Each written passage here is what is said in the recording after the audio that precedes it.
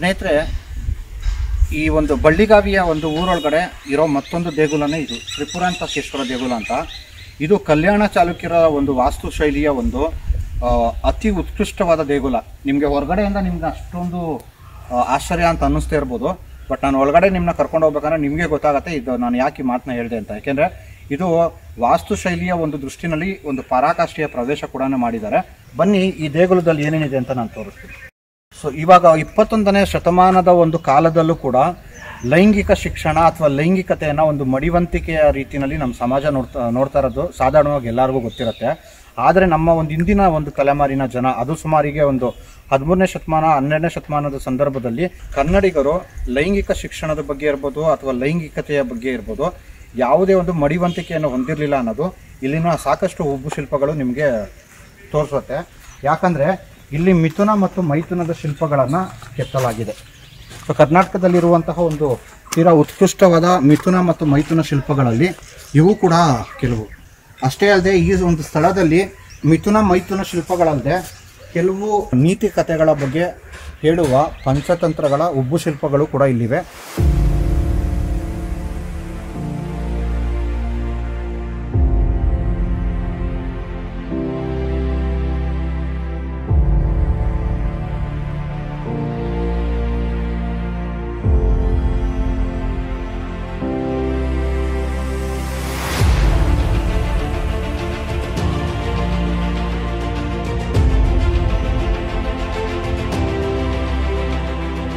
ಇದೊಂದು ಪಂಚತಂತ್ರದ ಉಬ್ಬು ಶಿಲ್ಪ.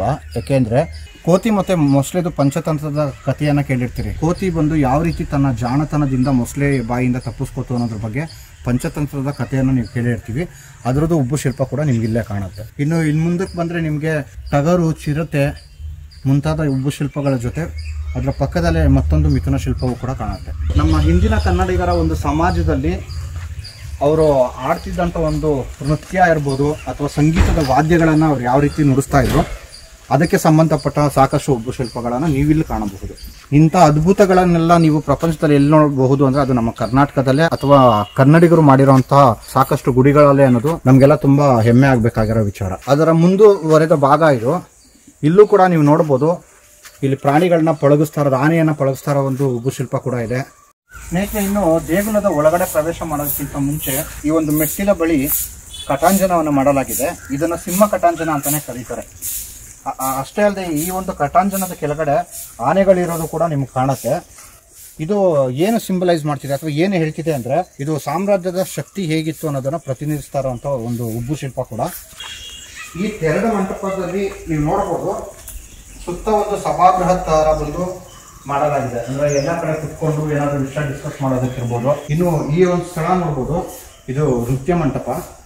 ಮತ್ತೆ ಈ ಸುತ್ತಮುತ್ತ ಒಂದು ನೀವು ಸ್ಥಳೀಯರು ಬಂದು ಕೂತ್ಕೊಂಡು ಈ ಒಂದು ಡ್ಯಾನ್ಸ್ ಏನು ಮಾಡ್ತಿದ್ರೋ ಅದನ್ನು ನೋಡೋದಕ್ಕೆ ಕೂಡ ಅವಕಾಶ ಇದ್ದದ್ದು ಕೂಡ ನೋಡ್ಬೋದು. ಸೊ ಇದಲ್ಲದೆ ನೀವು ಇಲ್ಲಿ ಕಂಬಗಳನ್ನ ಮತ್ತೆ ನೋಡ್ಬೋದು. ಇವೆಲ್ಲವೂ ಕಲ್ಯಾಣ ಚಾಲುಕ್ಯರ ಕಾಲದ ಒಂದು ಕಂಬಗಳಿವು. ಸೊ ನಾನು ಈಗಾಗಲೇ ನಿಮಗೆ ಈ ದೇಗುಲದ ಬಗ್ಗೆ ಹೇಳ್ಬೇಕಂದಾಗ ಹೇಳಿದ್ದೆ, ಇದೊಂಥರ ತುಂಬ ಅಚ್ಚರಿಯ ದೇಗುಲ ಅಂತ. ಅದಕ್ಕೆ ಕಾರಣ ಇದೆ, ಇಲ್ಲಿ ಬಂದು ನೀವು ನೋಡ್ಬೋದು. ಇಲ್ಲಿ ನೋಡಿ, ಇದು ಜಾಲಾಂಧ್ರ, ಇದು ಕಿಟಕಿ. ಈ ಕಿಟಕಿಯನ್ನು ಯಾವ ರೀತಿ ಅವ್ರು ಮಾಡಲಾಗಿದೆ ಅಂದರೆ ಹಿಂದಿನ ಕಾಲದಲ್ಲಿ ಮಾಡ್ತಿದ್ದ ಒಂದು ನೃತ್ಯ ಇರ್ಬೋದು ಅಥವಾ ಒಂದು ಕುಣಿತ ಏನಿರ್ಬೋದು ಅದು ಹಿಂದಿನ ಕಾಲದಲ್ಲಿ ನಮ್ಮ ಕನ್ನಡಿಗರಲ್ಲಿ ಬಳಕೆ ಇದ್ದಂತಹ ವಾದ್ಯದ ಉಪಕರಣಗಳನ್ನೆಲ್ಲ ಇಲ್ಲಿ ತೋರಿಸಲಾಗಿದೆ. ಸೊ ವಾದ್ಯದ ಉಪಕರಣಗಳು ಮತ್ತು ಕುಣಿತವನ್ನು ಬಳಸಿ ಈ ಒಂದು ಇಷ್ಟೊಂದು ಚೊಕ್ಕವಾಗಿ ಜಾಲಾಂಧ್ರವನ್ನು ಮಾಡಬಹುದು ಅಂತ ಕೂಡ ಇಲ್ಲಿ ತೋರಿಸ್ಕೊಟ್ಟಿದ್ದಾರೆ. ಇದು ನೋಡಿ ಎಷ್ಟು ಸುಂದರವಾದ ಜಾಲಾಂಧ್ರ ಅಂತ.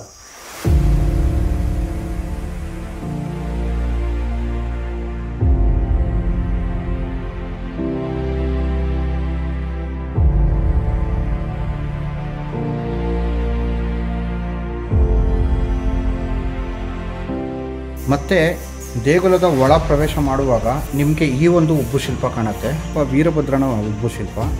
ಅಷ್ಟೇ ಅಲ್ಲದೆ ಈ ಒಂದು ಬಾಗಿಲವಾಡವನ್ನು ನೋಡ್ಬೋದು, ತುಂಬ ಕಲಾತ್ಮಕವಾದ ಒಂದು ಬಾಗಿಲವಾಡ ಇದು.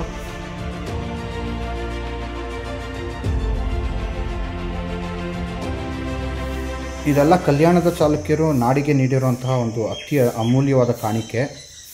ಸೊ ಆದಷ್ಟು ಕಲ್ಯಾಣದ ಚಾಲುಕ್ಯರ ಬಗ್ಗೆ ಇರ್ಬೋದು, ನಮ್ಮ ಬಾದಾಮಿ ಚಾಲುಕ್ಯರ ಬಗ್ಗೆ ಇರ್ಬೋದು, ರಾಷ್ಟ್ರಕೂಟರ ಬಗ್ಗೆ ಇರ್ಬೋದು, ಸೆವಣರ ಬಗ್ಗೆ ಇರ್ಬೋದು, ಹೊಯ್ಸಳರ ಬಗ್ಗೆ ಇರ್ಬೋದು, ಕರ್ನಾಟಕ ಸಾಮ್ರಾಜ್ಯದ ಬಗ್ಗೆ ಇರ್ಬೋದು, ಕದಂಬರ ಬಗ್ಗೆನೇ ಇರ್ಬೋದು. ಹೀಗೆ ನಮ್ಮ ನಾಡನ್ನು ಆಡಳಿತ ಮಾಡಿದಂತಹ ಸಾಕಷ್ಟು ಕನ್ನಡದ ರಾಜಮನೆತನಗಳ ಕೊಡುಗೆ ನಮ್ಮ ನಾಡಿಗೆ ಅಲ್ಲದೆ ಇಡೀ ದೇಶಕ್ಕೆ ಇದೆ. ಹಾಗಾಗಿ ಪ್ರತಿಯೊಬ್ಬರು ಕನ್ನಡಿಗರು ನಮ್ಮ ಇತಿಹಾಸದ ಪುಟಗಳನ್ನು ಮತ್ತೆ ತಿರುವಿ ನೋಡುವುದು ಅಥವಾ ಮತ್ತೆ ಓದೋದನ್ನು ಅಭ್ಯಾಸ ಮಾಡ್ಕೊಳ್ಳಿ.